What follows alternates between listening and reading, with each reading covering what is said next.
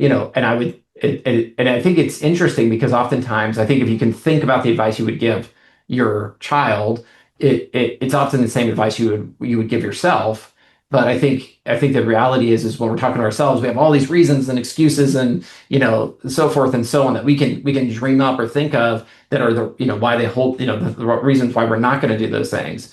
But when we think about it from the perspective of giving advice to someone we really care about, we can sort of cut through all of that very easily and say, oh, well, that doesn't matter, or that's unimportant, or, that's just an excuse. But when it comes to ourselves, I think it's very easy for us to feel content in where we're at. And so I think it's amazing how you can, when you're thinking about it from the perspective of somebody you really care about, you want to help them move to a better place. And I think often that same advice applies to ourselves. So for me, I would say that was the most inspiring thing that my son ever did for me, and still does. I mean, he's still, when he calls 200 people and, knowingly getting shot down time after time after time and keeps going, that is incredibly inspirational to me. But I think when it's me, I can say, well, that would be hard and that would be difficult and I would hate to do that. But it's not easy for him either. But the fact of the matter is he does it. And so I think those sorts of things, he just continues to inspire me, I think, with a lot of those efforts.